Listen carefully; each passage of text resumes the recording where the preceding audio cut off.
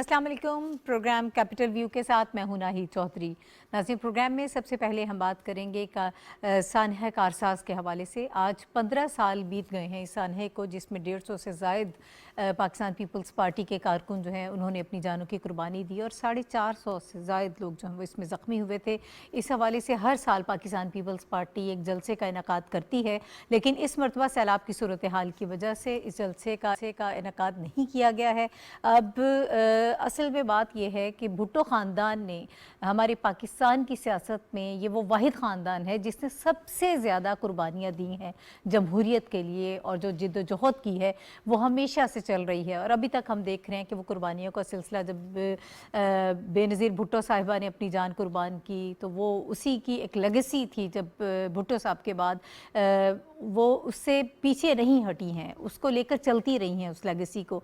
अब सानहा कारसाज एक बहुत बड़ा सानहा है जिसकी याद 18 अक्टूबर को ताज़ा की जाती है, लेकिन उसके बाद भी बीबी शहीद के उस जज्बे में जो वो जमहूरियत की बहाली के लिए जिद्दोजहद करती रहीं, उसकी बका के लिए जिद्दोजहद करती रहीं, उसमें कभी कोई फ़र्क नहीं आया, यहाँ तक कि उन्होंने अपनी जान भी कुर्बान कर दी।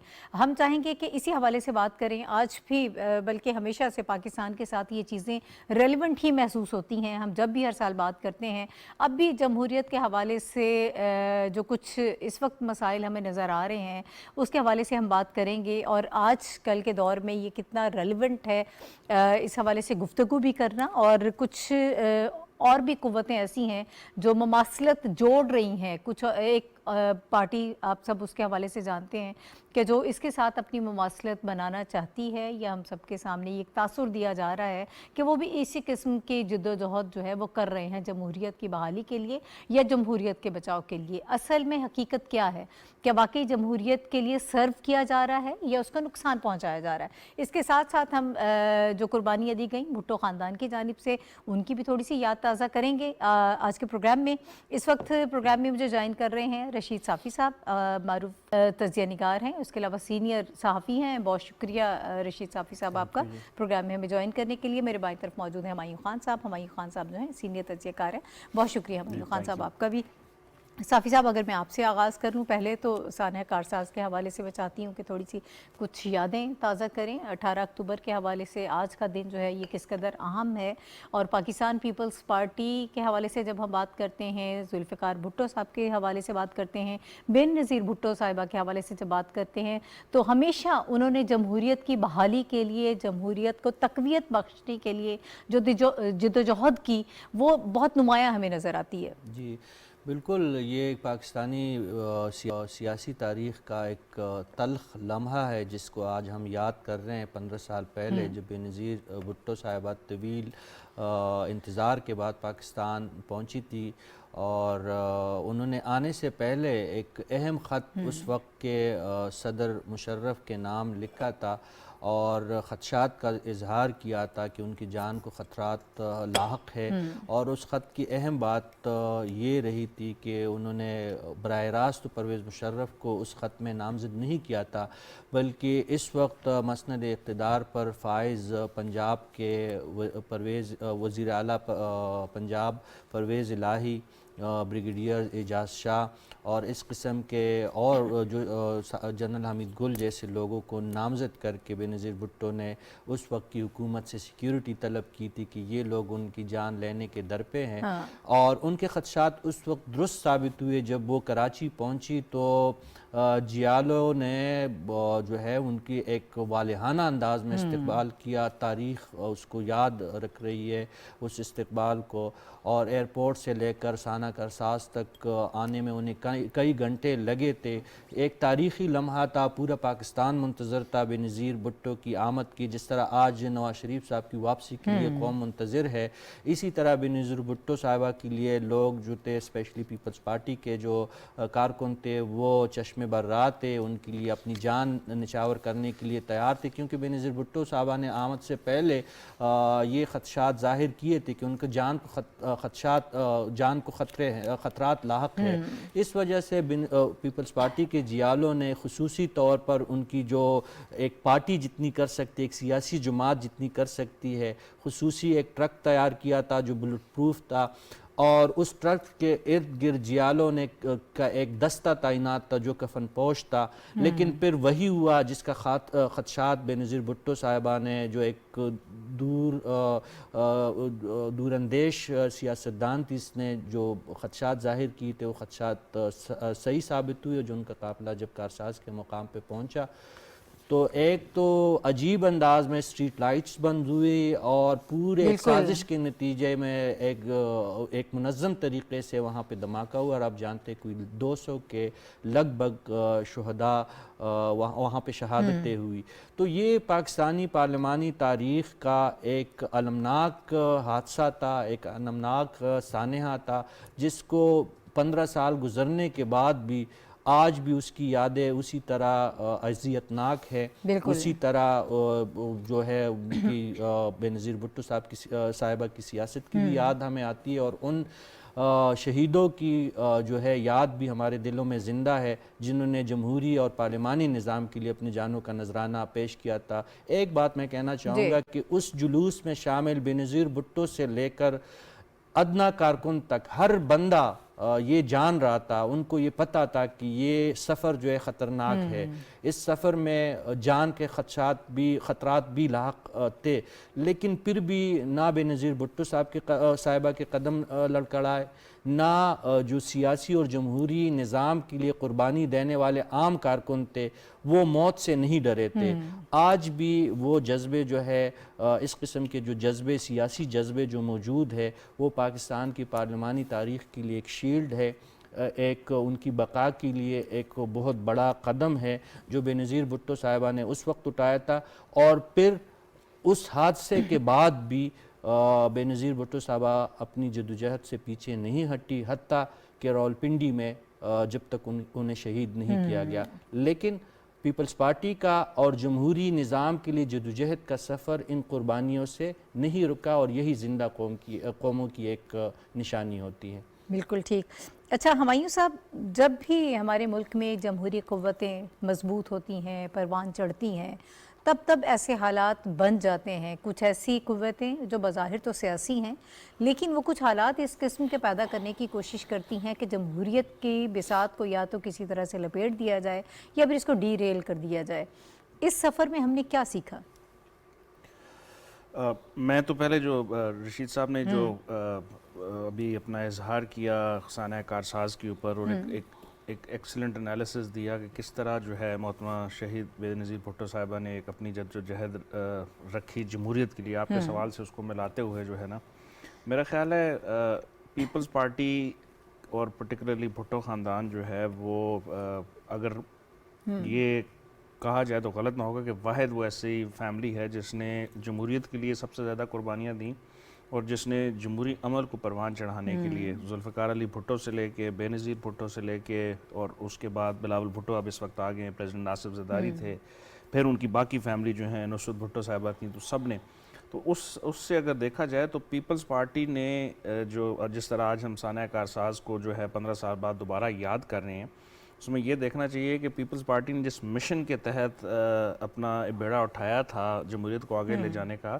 وہ انہوں نے قربانیاں تو دیں لیکن وہ اس سے پیچھے نہیں ہٹے. انہوں نے 1973 کا کانسٹیٹیوشن دیا، انہوں نے جو ہے 18th امینڈمنٹ کا جو ہے وہ تحفہ دیا، انہوں نے پارلیمان کو مضبوط کرنے کے لیے جو کوششیں کیں، انہوں نے سوات آپریشن کے اندر جو ہے پاکستان کا جو جھنڈا وہ کیا، اس وقت ان کی حکومت تھی، گلگت بلتستان کو جو ہے نام دیا خیبر پختونخوا کا، اور ایسے بے تحاشا چیزیں ہیں. اور اب ہم یہ دیکھ رہے ہیں پرٹیکولرلی اگر ہم فلڈ کے اس کے حوالے سے دیکھیں تو بے نظیر انکم سپورٹ پروگرام جو سٹارٹ کیا گیا تھا، اس نے بے تحاشا جو ہے خاندانوں اور لوگوں کو ہیلپ کی، اور وہ ڈیلی بیسس پہ کر، اور ایسے اور بہت سارے جو ہیں وہ پروگرامز ہیں. اگر ہم سندھ کے اندر لے لیں، تھارکول کو لے لیں، وہاں سے جو بجلی کی جو ہے وہ پیداوار ہو رہی ہے، اور ایسے بے تحاشا جو ہیں.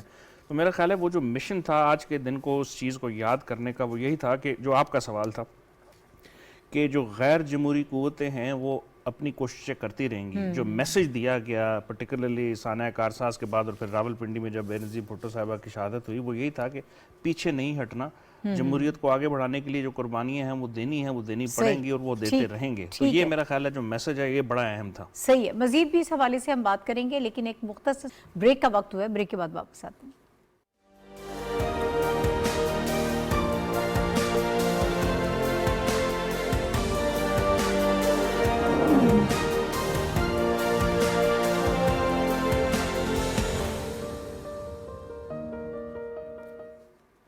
Welcome back to the show. नाज़रीन, ब्रेक पर जाने से पहले हम सानह कारसाज के हवाले से गुफ्तगू कर रहे थे और मोहतरमा बेनज़ीर भुट्टो शहीद साहिबा की जो कुर्बानियाँ हैं, उनके ख़ानदान की कुर्बानियाँ हैं, जिस मिशन को वो लेकर चल रही थी, आज वो मिशन कहाँ तक पहुँचा, आज जो डायरेक्शन है क्या वाकई वो उसी लेगेसी को लेकर चला जा रहा है। बिलावल भुट्टो ज़रदारी साहब जो हैं उनके बरखुरदार आज वो नज़र आते हैं कि जिस तरह से उस लेगेसी को लेकर चल रहे हैं। हम ये चाहते हैं कि इस मौके पर जो सीनियर रहनुमा हैं पाकिस्तान पीपल्स पार्टी के, उनको भी गुफ्तगू में शामिल करें। कुछ ऐसे लोग जो मोहतरमा बेनज़ीर भुट्टो साहिबा के दौर में उनके साथ मौजूद थे। इसी हवाले से गुफ्तगू करने के लिए हमें ज्वाइन कर रहे हैं सेनेटर ताज हैदर साहब, पाकिस्तान पीपल्स पार्टी के सीनियर रहनुमा हैं। हम चाहेंगे कि सेनेटर साहब से बात करें। अस्सलाम वालेकुम सर। अस्सलाम वालेकुम बीवी। जी, ताज हैदर साहब, आप उस दौर में बीबी के भी साथ थे और वो सारा सफ़र आपने देखा बीबी का, जो उनकी जद्दोजहद रही जमहूरियत की बहाली के लिए, उसको तक़वियत देने के लिए, और जिस मिशन को वो लेकर चल रही थी वो ज़ाहिर है कि वो लेगेसी थी जुल्फ़िकार भुट्टो साहब की। और अब आजकल इस दौर में आप उस मिशन को कहाँ देख रहे हैं? और सानह कारसाज के हवाले से भी अपनी ज़रूर मैं चाहूँगी कि अपनी जो एहसासात हैं वो हमसे शेयर करें। आज 15 साल हो गए सानह को। देखिए, सानह कारसाज के हवाले से अगर हम बात कर रहे हैं तो फिर ये एक बिल्कुल ही मुख्तलिफ चीज़ हो जाती। सानह कारसाज का ताल्लुक है मजहबी इंतहा पसंदी और दहशत गर्दी से, क्योंकि ये एक बहुत बड़ा खतरा था जो हमारे मुल्क में था। जमहूरियत की जंग बीबी साहिबा जीत चुकी थी जी। मुल्क में वो परवेज मुशर्रफ साहब की डिक्टेटरशिप वो ख़त्म हो चुकी थी और मुल्क इंतखाबात की तरफ जा रहा है। लेकिन ये कि जो दहशत गर्दी के और मजहबी इंतहा पसंदी के खतरात थे वो हमारे सामने खड़े थे और उसको मोहतरमा बहुत अहमियत दे रही थी कि अगर मजहबी इंतहा पसंदी और दहशत गर्दी रहेगी तो जमहूरियत नहीं रहेगी और मुल्क नहीं रहेगा, क्योंकि ये दोनों चीजें साथ साथ नहीं चल सकती। आप देख रही हैं कि दूसरे मुल्कों में क्या ये इंतहा पसंदी और दहशत गर्दी की वजह से कितनी बड़ी तबाही आई, और वो चट्टान की तरह खड़ी थी और बार बार खबरदार कर रही थी लोगों कि ये एक खतरा है जिसका हमें मुकाबला करना है जी। अच्छा, 18 अक्टूबर का जो वाकया है वो 27 दिसंबर के वाकये से जुड़ा हुआ है। बिल्कुल। 18 अक्टूबर को हमारे बहुत से कारकुन कोई 177 के करीब शहीद हुए और लेकिन वो दहशतगर्द जो थे, अल्लाह ने बीबी को महफूज रखा उनके, और वो बीबी जो थी वो घर तक अपने पहुंच गई। 27 दिसंबर को उन्होंने दोहरा इंतजाम किया था, यानी दहशतगर्द वहीं मजमे में मौजूद थे जी। और वहां से उन्होंने फायरिंग की। लेकिन अगर आप इसका एक पहलू ये है कि अगर 18 अक्टूबर के वाक़े को डिक्टेटरशिप उस वक्त परवेज मुशर्रफ साहब अगर संजीदगी से जाते और इसकी बेखुनी की कोशिश करते तो 27 दिसंबर का वाकया नहीं होता। तो ये जो 27 दिसंबर का वाकया हुआ वो उसका तसलसल है। अच्छा, उसके बाद आपने देखा किस तरीके से पूरा ये स्वात और ये पूरा यानी जो दहशतगर्द थे वो इस्लामाबाद तक आ गए जी। बिल्कुल।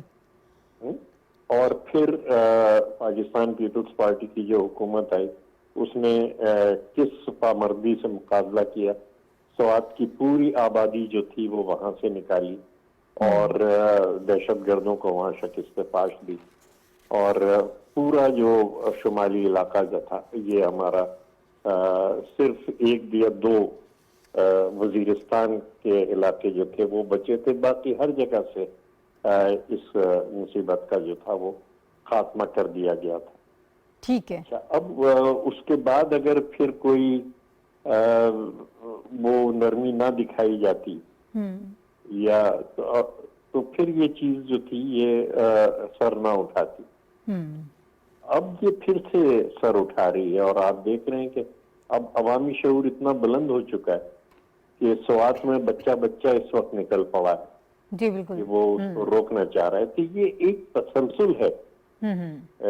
ایک جو ملک کو محیط خطرہ ہے اس کے خلاف بی بی صاحبہ کی شہادت نے جو ذہنوں کو جگایا، جس جنجوڑ دیا، اور اس سے جو شعور ہمارا بلند ہوا. جی کیونکہ ایک وقت آ جاتا ہے کہ جب، اور میں کیونکہ ان کے ساتھ ہی کام کر رہا تھا اور ان کو بار بار بتایا جا رہا تھا. جنرل بابر روز وہ کہتے تھے کہ مجھے اطلاعات ہیں اور آپ جو ہیں وہ خیال کیجئے. اور آپ یہ نہ، یعنی ایک دن میں وہاں جو الیکشن سیل تھا اس کا سربراہ میں تھا. جنرل بابر نے مجھے فون کیا تھا، صاحب آپ کہاں ہیں؟ میں نے کہا جناب علی میں سینٹرل الیکشن سیل میں. کہ لے کیسا الیکشن؟ وہ بیوی کو قتل کر رہے ہیں، آپ یہاں بیٹھے ہوئے ہیں، اور ان کو جا کے کہیں کہ وہ واپس جائیں. صحیح. تو میں سیدھا وہاں پہنچا بی بی صاحبہ کی خدمت میں. وہ دیکھ کے حیران ہوئی کیونکہ میں بغیر اطلاع کے نہیں جایا کرتا تھا. ٹھیک. ایک دم سے آئی، تاج کیا بات ہے؟ میں نے کہا کہ جی جنرل بابر صاحب. وہ ہنسنے لگی، کہنے لگی جنرل بابر صاحب روز مجھے صبح شام فون کرتے ہیں، لیکن تاج دیکھو ہمیں تو اپنا مشن پورا کرنا ہے. میں نے کہا بی بی ہم پریشان ہیں، آپ کیا بات کرنی ہے؟ ہم بہت پریشان ہیں آپ کی بات سے. اور پھر ہنسنے لگی، کہنے لگی تو جا کے ان سے کہو نا جو سیکیورٹی والے ہیں یہ ہیں وہ تھوڑا سا کام کریں، میرا ٹائم کیوں خراب کر رہے ہو؟ یعنی وہ ٹائم خراب کرنا تھا ان کے لیے. صحیح. اچھا سر جھکا کے واپس آ گیا. اور کیا. جی سینیٹر صاحب اجازت دیجیے گا، تھوڑا سا بات کو اور آگے بڑھا لیتے ہیں. آصف زرداری صاحب کا آج کا جو میسج ہے ذرا اس کا میں تھوڑا حوالہ دینا چاہوں گی. انہوں نے کہا کہ آج محترمہ بے نظیر بھٹو شہید اور ان کے ہزاروں جیالوں کے خون سے جمہوریت قائم ہے، اور پیپلز پارٹی عہد کرتی ہے کہ کچھ بھی ہو جائے جمہوریت پر آنچ نہیں آنے دے گی. اب اگر اس سفر کو ہم دیکھیں، اس سے پہلے بھی ہم اس بارے میں گفتگو کر رہے تھے کہ جب بھی ہمارے ہاں جمہوری قوتیں مضبوط ہوتی ہیں، جمہوریت پنپنے لگتی ہے، تو کچھ عناصر ایسے ہوتے ہیں جو غیر جمہوری رویہ اپنا کر اسے کمزور کرتے ہیں. اب کچھ لوگ اس وقت بھی ہمیں نظر آ رہے ہیں جو بظاہر تو بھٹو صاحب کی مثال دیتے ہیں اور یہ تاثر بناتے ہیں کہ وہ ان کو فالو کر رہے ہیں، لیکن اصل میں حقیقت کچھ اور ہے. تو ان سارے سالوں میں کیا ہم نے کوئی سبق نہیں سیکھا؟ ہم کس طرف جا رہے ہیں، کس ڈائریکشن میں جا رہے ہیں؟ ہماری پتہ ہے نا، دیکھو جب پارٹی بنی، جی اور میں پارٹی بننے سے چند ماہ پہلے سے شہید ذوالفقار علی بھٹو کے وہ معراج محمد خان صاحب کا جو گروپ تھا اس میں ہم بھی شامل تھے. تو ہم پارٹی بنانے کے سلسلے میں ان کے ساتھ تھے. جی تو ہم نے وہ دیکھے کہ ہمیں تو کافر کہا جاتا تھا، یہ کہا جاتا تھا کہ دین میں جو ہے جمہوریت کی کوئی جگہ ہی نہیں ہے. پھر پارٹیاں بنائی گئیں جمہوریت کی جڑ کاٹنے کے لیے. اور وہ زمانہ جو گزرا ہے، خاص طور سے وہ ضیاء الحق کا زمانہ، وہ تو آپ نے دیکھا کہ پاگل پن کا زمانہ تھا، کہ کوئی سننے کو تیار نہیں تھا. لیکن آج اگر وہی لوگ کے جو کہتے تھے کہ اسلام میں جمہوریت کی جگہ نہیں ہے، یا وہ پارٹیاں جو بنائی گئی اسی مقصد کے لیے کہ جمہوریت ختم کی جائے، جی وہ آج ساری پارٹیاں جمہوری جدوجہد میں اگر ساتھ کھڑی ہیں، تو پھر 50 سال پہلے 55 سال پہلے جو ہم کہہ رہے تھے وہ سچ تھا. اور آج یہ تمام جماعتیں ہمارے ساتھ کھڑی ہیں اور قربانیاں دے رہی ہیں اور جیلوں میں جا رہی ہیں جمہوریت کے اور آئین کے لیے. تو اس سے بڑی اور کیا فتح ہوگی؟ اور یہ ہمیں ایک نیا کانفیڈنس دیتی ہے. ٹھیک ہے. دیکھیے میں کل نہیں آیا تھا اس جدوجہد میں، مجھے عمر گزر گئی ہے، اور یہ جو ہے مجھے ایک نیا کانفیڈنس ملا ہے کہ جمہوریت کو اس ملک سے ختم نہیں کیا جا سکتا. درست انتہا پسندی اور دہشت گردی کو اس وقت جو سوات میں دیکھ رہا ہوں کہ جس طرح سے لوگ نکلے ہیں، یہ ختم ہوگی. یہ ملک برداشت اس کو نہیں کرے گا.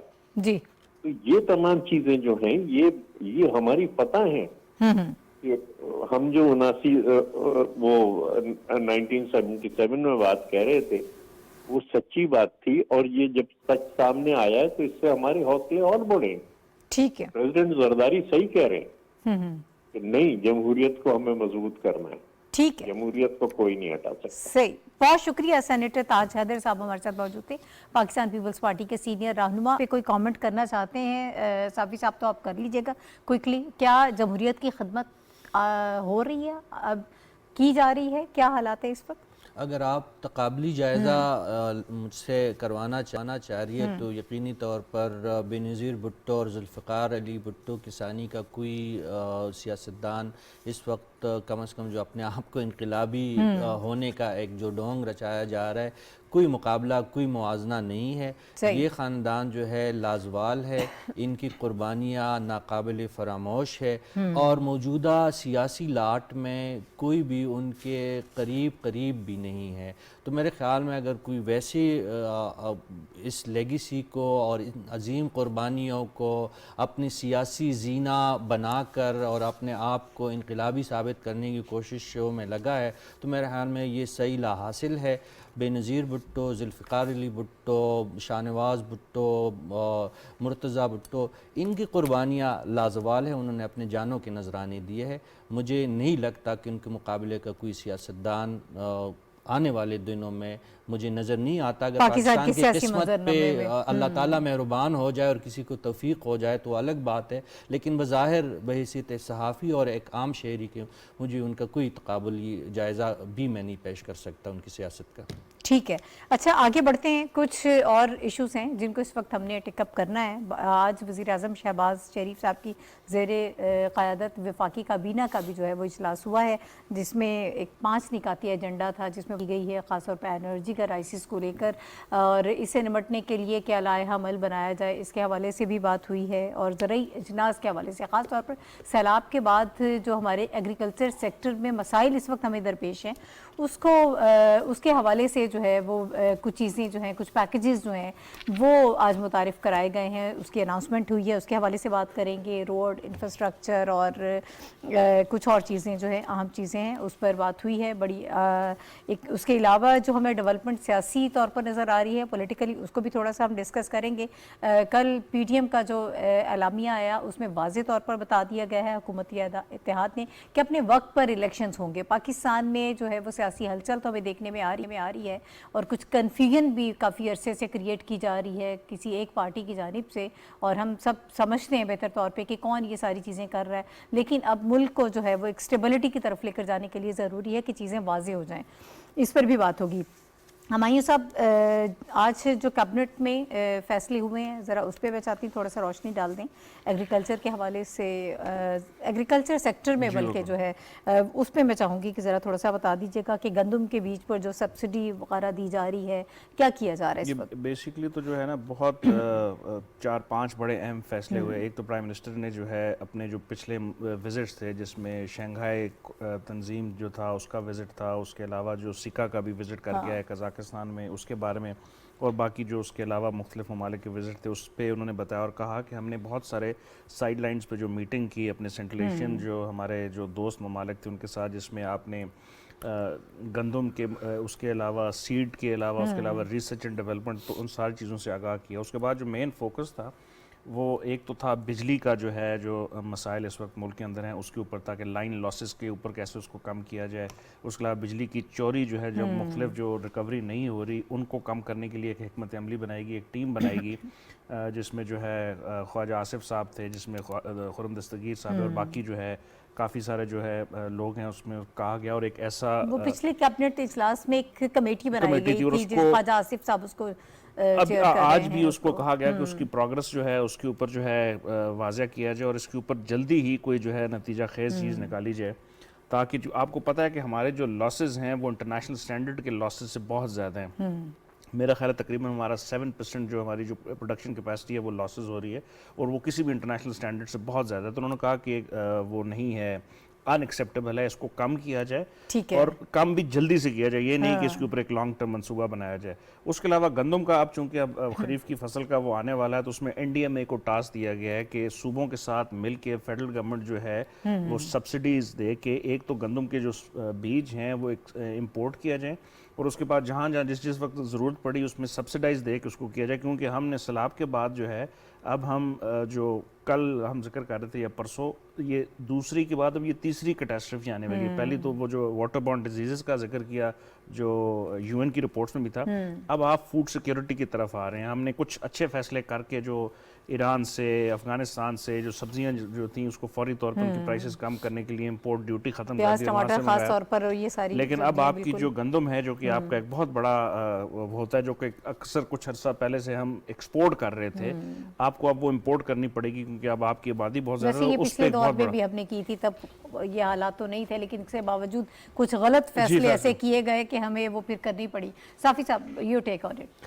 جی بالکل، مجھے وفاقی کابینہ کے جس طرح معین خان صاحب فرما رہے تھے کہ اہم فیصلے ہوئے، اسپیشلی جو فوڈ سیکیورٹی کے حوالے سے جو اقدامات ہو رہے ہیں کہ آنے والی فصل کے لیے کسانوں کو جو سب سے بڑا مسئلہ ہے بیج اور کھاد کا ہے، اس حوالے سے اہم فیصلے ہوئے ہیں. اور اسپیشلی اس میں جو مستحق کاشتکاروں کے لیے جو سبسڈی کی بات کی جا رہی ہے ان مشکل حالات میں ہے، ایسے حالات میں جب اسحاق صاحب امریکہ میں موجود ہے اور ورلڈ بینک اور آئی ایم ایف سے مذاکرات میں ہے، ان کی طرف سے ایک بات کی جا رہی کہ سبسڈیز نہیں دینی. جو عالمی مالیاتی ادارے ہیں ان کی ایک ہی کنڈیشن ہے پاکستان کے لیے کہ سبسڈیز آپ نے نہیں دینے. لیکن اس کے باوجود حکومت مشکل فیصلے لینے کے لیے کوشاں ہے اور کابینہ جو ہے اس کے لیے ان کی پروپوزل سامنے آئی ہے. اب دیکھنا یہ ہے کہ انہوں نے 3-4 ارب روپے کی جو سبسڈی مانگی ہے بیج کے مد میں، اس کی کیا فائنل اپروول حکومت دیتی ہے، متعلقہ ادارے دیتے ہیں کہ نہیں.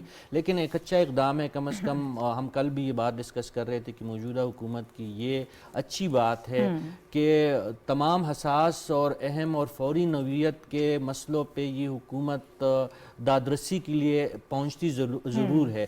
اب اگر ہمارے نامساعد معاشی حالات کی وجہ سے وہ مسائل حل نہیں ہوتے، وہ اپنی جگہ پہ ایک بات ہے، لیکن کم از کم اس حکومت کی ایک اچھی بات ہے کہ برننگ جو ایشوز ہے جب آنے والے دنوں میں، ایک تو بوائی کا جو مسائل ہے فصلوں کی، اس کو ایڈریس کیا گیا ہے کابینہ میں. جو جس طرح ہمایوں صاحب نے بتایا کہ سیکا اور اے سی او کے جو کارگزاری تھی پرائم منسٹر نے اس کو کابینہ کے سامنے رکھا اور یہ فیصلہ کیا گیا کہ عنقریب جو وسط ایشیائی ممالک ہیں ان کے ایک کانفرنس پاکستان میں بلائی جائے گی جس میں اقتصادی تعاون کے حوالے سے بات چیت ہوگی اور ایک فورم مہیا کیا جائے گا. یہ بھی بڑا ایک اقدام اس کابینہ نے کیا ہے آج.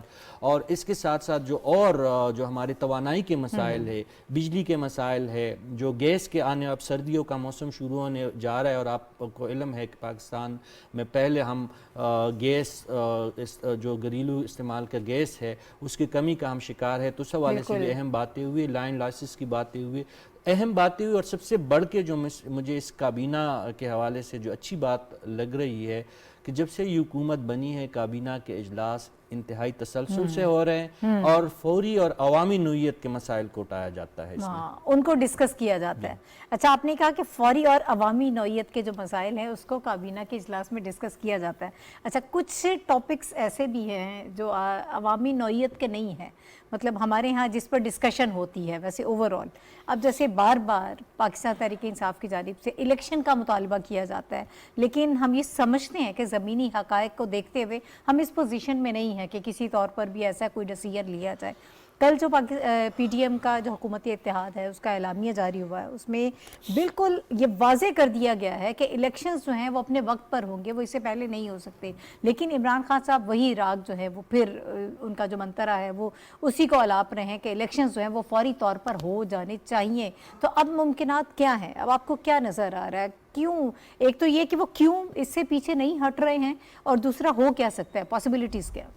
دیکھیں، وہ پیچھے کیوں نہیں ہٹ رہے یہ تو ان سے بہتر کوئی نہیں بتا سکتا، لیکن جو ہم اپنا جیسے لانگ مارچ سے بہتر وہ نہیں بتا سکتے، کوئی اور نہیں بتا سکتا. جو رائے ہے جس کے اوپر ہم کئی دفعہ اظہار کر چکے ہیں یہاں پہ آپ کے فورم سے بھی اور کچھ فورم سے، وہ یہی ہے کہ خان صاحب ایک تو اپنے آپ کو لائم لائٹ میں رکھنا چاہ رہے ہیں اور اس میں جو ہے ان کے پاس اور کوئی فورم نہیں ہے. یا تو وہ انٹرنیٹ یا سوشل میڈیا کا استعمال کرتے ہیں اور روز جو ہے ڈیلی بیسس پہ، جس طرح ہمارے آج کل بچے جو ہے ہر وقت وہ فون اس کا استعمال کرتے ہیں، تو وہ اس کا استعمال کرتے ہوئے اپنے آپ کو زندہ رکھا ہوا ہے انہوں نے، جو اس سینس میں، پولیٹیکل سینس میں. اور دوسرا اس الیکشن کی اگر آپ صرف اگزامپل لے لیں تو ایک ایسا بندہ جو کہتا ہے کہ میں اس پارلیمنٹ کو نہیں مانتا، پھر ایک ایسا بندہ جو کہتا ہے کہ میں 8 جو سیٹیں تھیں اس میں سے 7 پہ سے میں کھڑا ہوں گا. پہلے تو انہوں نے شروع میں کہا تھا کہ میں سب پہ کھڑا ہوں گا، اور اس کے بعد کھڑے ہونے کے بعد میں جاؤں گا اس میں نہیں. قانون کے مطابق بھی یہی ہے کہ وہ جو ان کی 7 سیٹیں ان میں سے 6 ان کو جو ہے یا 6 سیٹیں ان میں سے 5 ان کو چھوڑنی پڑیں گی,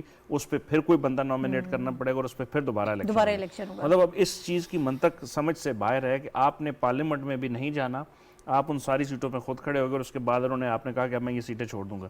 تو یہ عوام کو آپ پتہ نہیں کیا بتا رہے تھے کہ آپ نے اپنا ووٹ یا اپنا جو بیلٹ ہے اس کا استعمال کس چیز کے لیے کیا. میری انا کو تسکین دینے کے لیے کیا اور بتانے کے لیے کیا, کیونکہ اگر آپ دیکھا جائے حکومت کی طرف سے کوئی خاص کیمپین نہیں ہوئی اس کے اوپر, کیونکہ گورنمنٹ بزی ہے فلڈز کے اوپر, گورنمنٹ بزی ہے اکانومی کے اوپر, گورنمنٹ بزی ہے ملک کو جو ایگزسٹینشل تھریٹ ہے ان کے اوپر. نون لیگ نے کام نہیں کیا اور پاکستان پیپلز پارٹی نے جہاں کام کیا 100% ریزلٹس بھی نہیں. اس کی ریزن یہ تھی نا کہ اس وقت جو گورنمنٹ ہے اور جو پرائم منسٹر تھے یا جو کیبنٹ کے کچھ ممبران جن حلقوں کا ہم ذکر کر رہے ہیں وہاں پہ وہ اپنے معاملات کے اندر اپنے بزی ہیں, اس میں آپ نے توجہ نہیں دی اور اس کی دینے کی ضرورت بھی اس لیے نہیں تھی کہ خان صاحب نے کہا کہ میں نے یہ الیکشن صرف کھیلنے کے لیے لڑنا ہے کیونکہ میں نے اسمبلی میں تو جانا نہیں. جب آپ ریزائن کر چکے ہیں پھر آپ ضمنی الیکشن بھی انہی سیٹس پر آ کر لڑ رہے ہیں, یہ اس سے تو پھر میسج کلیئر ہو جاتا ہے نا کہ آپ چاہتے کیا ہیں. صافی صاحب اگر کچھ مہینے پہلے ہو جائیں الیکشنز یا کچھ مہینے بعد ہو جائیں, 6 مہینے بعد 8 مہینے بعد, لیٹس سپوز 1 سال میکسیمم اگر ہو جاتے ہیں, تو کیا فرق پڑے گا؟ جلدی کیا ہے, بہت بڑا اضطراب کیا ہے, فرق پڑے گا ناہید. اس میں خان صاحب کی انا کو تسکین ملے گی اور ان کا جو ایک ضد ہے وہ پوری ہو جائے گی, اور بھلے آپ کے قوم کا نقصان ہو جائے, جو سیلاب زدگان ہے وہ رستے میں پڑے رہے, ان کی بھی پرواہ نہیں ہے, جو آپ کی معاشی تنزلی ہے اس کا سفر بھی اسی طرح جاری رہے, اور قومی خزانے کے پیسے بھی اسی طرح لٹتے رہے. جو ہم 16 اکتوبر کو جو الیکشن کا ایک سلسلہ ہوا, اب خان صاحب اپنی جیتی ہوئی نشستوں میں سے تقریباً سب کو اس لیے چھوڑنا پڑے گا کیونکہ آلریڈی ایک نشست پہ وہ اس وقت بھی براجمان ہے. اور دوسرا پی ڈی ایم, میرے خیال میں پی ڈی ایم کا موقف جلد انتخابات نہ ماننے کا مطالبہ کے حوالے سے حق بجانب اس لیے بھی ہے کہ اگر خان صاحب آج اعلان کرے کہ ٹھیک ہے اب میں جو ہے پارلیمنٹ واپس جانے کے لیے تیار ہوں, اور وہاں پہ جا کے اپنی اکثریت ثابت کرتے تو اسی وقت الیکشن ہو جائیں گے. اس کو اگر ان کی اکثریت پارلیمان میں وہ ثابت کرنے میں کامیاب ہوتے, جو عددی برتری ان کو نہیں حاصل, اور ضمنی انتخابات کے حوالے سے پی ڈی ایم کی تعداد جو ہے قومی اسمبلی میں 174 سے بڑھ کر 176 ہوئی ہے. یعنی اس کا یہی مطلب ہے کہ خان صاحب آنے والی ضمنی انتخابات بھی جیتے, ان کی جگہ اگر کوئی اوریجنل امیدوار آ جائے تو تب بھی ان کی 2 سیٹیں ماضی کے مقابلے میں مزید کم ہوئی ہے. اچھا مختصراً ایک اور ان کی جو وہ ہمیشہ سے ہم یہ دیکھ رہے ہیں کہ سکندر سلطان صاحب کو نشانہ بناتے ہیں, اداروں کو ویسے بھی ہم یہ دیکھ رہے ہیں نشانہ بنا, اب وہ کہتے ہیں کہ میں الیکشن, اب آپشن کوئی نہیں ہے, ان کے تحت بھی الیکشن ہو جائیں گے. تو ابھی آپ کو تو راضی بازی ہونا چاہیے نا. ان کو الیکشن کمشنر صاحب اچھے لگنے لگے ہیں کیونکہ ان کی جو ہے ایک میجارٹی آئی ہے ضمنی انتخابات میں, اور ثابت ہو گیا کہ جو موجودہ حکمران اتحاد بتاتا رہا ہے کہ الیکشن کمشنر کے حوالے سے عمران خان صاحب کا بیانیہ غلط ہے, جھوٹا ہے, لیکن خان صاحب اور ان کے ساتھی بزدتے کہ نہیں, سکندر سلطان صاحب جو ہے وہ منصفانہ انتخابات کروانے کے اہل ہی نہیں ہے. ان کو طرح طرح کے القابات سے نوازا, لیکن وہ انتہائی پروفیشنل انسان ہے اور اپنی جو ہے پوری لگن سے انہوں کام کرتے رہے, خاموشی سے کرتے رہے, اور ضمنی انتخابات میں انہوں نے ثابت کر دیا کہ واقعی وہ ایک منصف الیکشن کمشنر ہے. اب وہ عمران خان صاحب کو ایک انٹرویو میں انہوں نے یہ بھی کہا کہ میرے پاس کوئی آپشن نہیں ہے. تو پہلے بھی یہی جو وزیر اعظم پاکستان آپ کو بتاتے رہے, یہی وزیر اطلاعات آپ کو بتاتی رہی ہے, یہی وزیر داخلہ آپ کو بتاتے رہے کہ آئینی اور قانونی رستہ آپ کے پاس نہیں ہے, یہ آئینی الیکشن کمشنر ہے, اسی کے نگرانی میں, انہی کے نگرانی میں الیکشن ہوں گے. اب خان صاحب وہ بالآخر اس بات پہ آ گئے ہیں, اور وہ بھی وقتی طور پہ آئے ہیں. اگر خان صاحب کے یہ ایک حلقے میں خان صاحب کو خود براہ راست شکست ہوئی ہے کراچی میں, حکیم بلوچ صاحب نے ان کو شکست دی ہے, اس کے نتائج وہ ماننے کے لیے تیار ہی نہیں ہے خان صاحب. اور باقی الیکشن جو ہوئے ہیں وہ 17 حلقوں کے الیکشن ان کو اس کے نتائج ان کو قبول ہے. تو خان صاحب کے بیانات بدلتے رہتے ہیں, لیکن اس وقت ان کا یہ بیان حوصلہ افزا ہے کہ وہ چیف الیکشن کمشنر کی نگرانی میں, موجودہ الیکشن کمشنر کی نگرانی میں انتخابات پہ راضی ہو رہی. اچھی بات ہے. ٹھیک ہے. اچھا آگے بڑھتے ہیں. ایک انٹرنیشنل فرنٹ پر ایشو ہے جو پاکستان سے ریلیٹڈ ہے, اس پر بات کرنا, اور پاکستان کے لیے یہ بہت اہم چیز ہے. ہم نے دیکھا کہ پریزیڈنٹ جو بائیڈن نے جو ایک اسٹیٹمنٹ دی تھی اس سے کافی ہلچل مچا دی اور بڑی پریشانی جو ہے اس سے پیدا ہو گئی, جو انہوں نے کہا کہ پاکستان کا ایٹمی پروگرام جو ہے وہ بے ترتیب ہے اور اس پر عدم اطمینان کا اظہار کیا. لیکن آج امریکن اسٹیٹ ڈپارٹمنٹ نے اس چیز کو واضح کر دیا ہے کہ یہ ان کی ایک ذاتی رائے ہے یا کسی آپ یہ کہہ سکتے ہیں کہ مخصوص حالات میں دیا گیا ایک بیان ہے. یہ ریاست کی پالیسی نہیں ہے یا اسٹیٹ کی طرف سے جاری کردہ کوئی ایسا بیان نہیں ہے. تو اس لیے اس حوالے سے جو پاکستان کی گورنمنٹ نے فوری طور پر اقدامات کیے, جو ایک سخت سٹانس لیا جو لینا بھی چاہیے تھا, اس کے بعد ہم نے دیکھا کہ جو امریکن سفیر تھے ان کو بھی ڈیمارش کیا گیا. تو یہ ساری چیزیں جو ہیں وہ اب جو اسٹیٹ ڈپارٹمنٹ کی طرف سے بیان آیا ہے وہ پاکستان کے موقف کی جو ہے وہ اس کی تائید ہو گئی ہے. اس کے حوالے سے ہم یہ چاہتے ہیں کہ تھوڑی سی بات کریں. ایک اور اہم ڈیولپمنٹ یہ ہے اسی حوالے سے کہ آرمی چیف کی سربراہی میں جو کور کمانڈر کانفرنس ہوئی ہے اس میں بھی ایٹمی کمانڈ اور کنٹرول سٹرکچر پر مکمل اعتماد کا اظہار کیا گیا ہے. اس کے حوالے سے بھی ہم بات کریں گے. اور اس وقت مجھے جوائن کر رہی ہیں ڈاکٹر سلمیٰ ملک صاحبہ, ماہر بین الاقوامی امور ہیں. ہم ان سے آغاز کر لیتے ہیں اس ٹاپک کا اور پھر جو ہمارے پینلسٹ یہاں پر موجود ہیں میں ان سے بات کروں گی. السلام علیکم ڈاکٹر صاحبہ. جی السلام علیکم. جی بہت شکریہ آپ کے وقت کا ڈاکٹر صاحبہ. پریزیڈنٹ جو بائیڈن کے اس بیان کو آپ کیسے دیکھ رہی ہیں, اور اب جو وضاحت آئی ہے اسٹیٹ ڈپارٹمنٹ کی جانب سے, ان دونوں پر آپ کی کیا رائے ہے؟ دیکھیے جی, دو اس کے بارے میں چیزیں ہیں. نمبر ون یہ کہ جو ایک بات جس کو ڈاؤن پلے کیا جا رہا ہے اسٹیٹمنٹ کو, وہ یہ ہے کہ جی انہوں نے کوئی پالیسی اسٹیٹمنٹ نہیں دی. انہوں نے ایک انفارمل ڈیموکریٹک کنونشن میں یہ بات کہی ہے, اور اس کا کوئی پالیسی لیول پہ جو فنڈ ریزنگ کا ایک ایونٹ تھا اس پہ یہ بات کہی ہے. تو انہوں نے یہ کوئی پالیسی ریٹریشن نہیں کی, ایسی کوئی بات نہیں کی جو کہ امریکہ کی کنفارم پالیسی سے ریلیٹڈ ہے. اور پھر اس چیز کو ڈاؤن پلے کرتے ہوئے جو اسٹیٹ ڈپارٹمنٹ ہے, ویدانت پٹیل جو ہیں, یا پھر اور بھی جو کنسرنڈ افیشلز ہیں, ایون امریکن امبیسڈر جو یہاں ڈیوڈ بلوم ہے, ان دونوں نے ایک ہی بات کہی ہے جو کہ اسٹیٹ ڈپارٹمنٹ کے پلیٹ فارم سے نکلتی ہے کہ جی پاکستان جو ہے وہ ایک اسٹیبل ملک ہے, ہمیں اس کی اسٹیبلٹی عزیز ہے, اور ہمارے لیے پاکستان کے ساتھ جو بائلیٹرل ریلیشنز ہیں وہ بہت امپورٹنٹ ہے. ٹھیک, اور اس چیز کو ہم ڈاؤن پلے نہیں کریں گے. پاکستان ایک بڑا سگنیفیکنٹ ملک ہے, اور ساتھ پھر انہوں نے ساتھ یہ بھی کہا کہ جی ہم اس بات پہ متفق ہیں کہ پاکستان کے جو جوہری اثاثے ہیں وہ محفوظ بھی ہیں, اور پاکستان کمیٹڈ ہے اپنے اٹامک ایسٹس کو محفوظ رکھنے میں. سو انہوں نے ایک طرح سے ساری چیز کو ٹرن اراؤنڈ کرنے کی پولائٹلی آفیشیل پلیٹ فارم سے کوشش کی ہے. اور پھر ساتھ انہوں نے یہ بھی کہا ہے کہ جی پاکستان اور یو ایس کے ریلیشن بڑے امپورٹنٹ ہے, کیونکہ جب فلڈز ہوا ہے تو سمانتھا پاور بھی آئیں, اور بھی اس قسم کے جو امپورٹنٹ لوگ تھے وہ بھی یہاں آئے. تو ہمارے لیے یہ چیزیں, اور ہمارے اپنے فارن منسٹر صاحب نے بھی یہ کہا ہے کہ اس کو آپ زیادہ سیریسلی لیں, یہ انہوں نے ایک انفارمل اس پہ کہا ہے.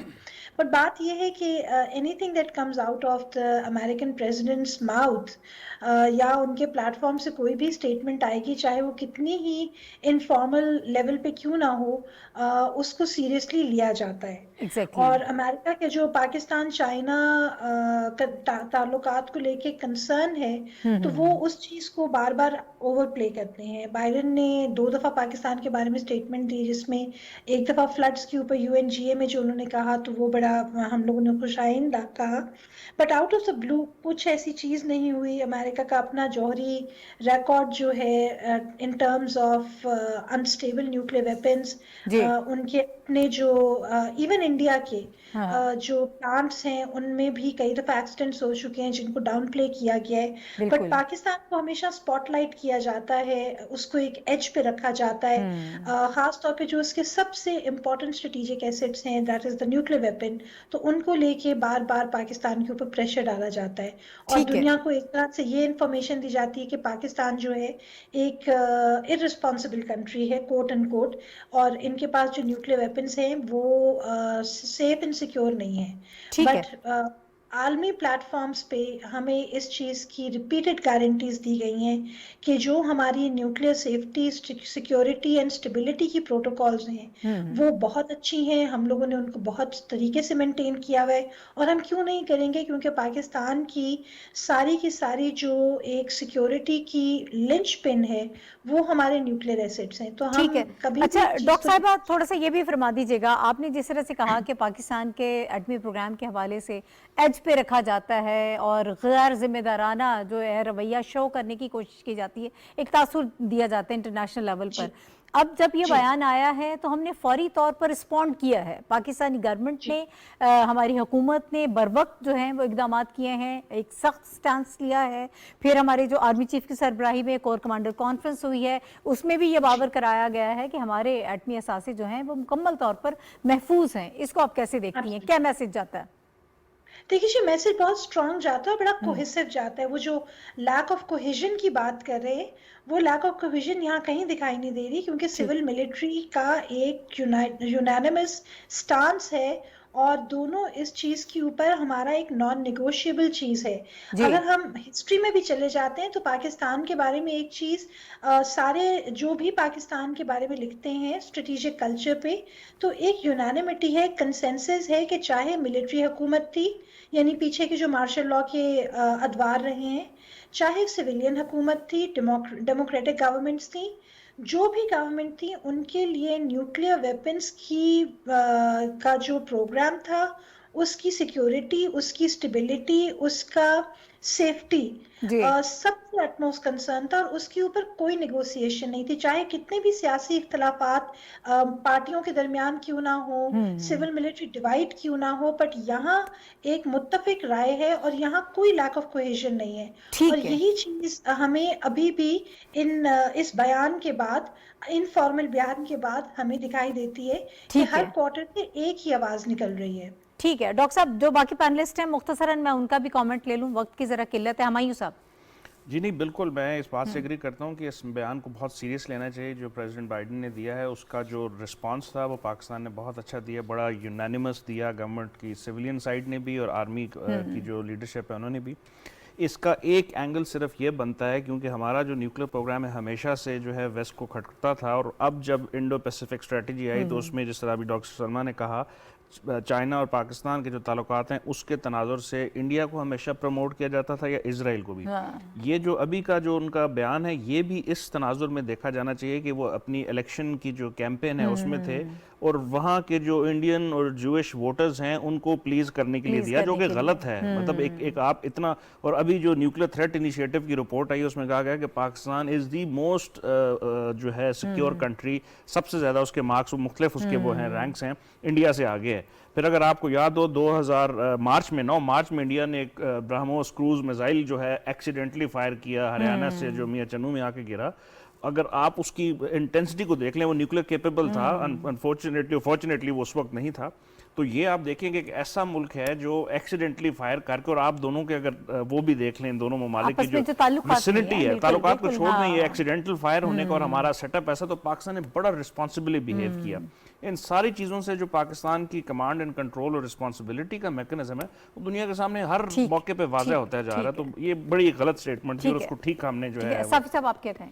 جی بالکل، ہمایوں صاحب اور ڈاکٹر صاحبہ درست کہہ رہے ہیں کہ ایک تو پریزیڈنٹ بائیڈن کا جو بیان تھا اس کو نظر انداز نہیں کیا جا سکتا، کیونکہ پاکستان کے ایٹمی اثاثوں پہ اس طرح کا تبصرہ کرنا ہمارا ریڈ لائن ہے۔ ہر ملک کی، ہر ریاست کی کچھ ریڈ لائنز ہوتی ہیں۔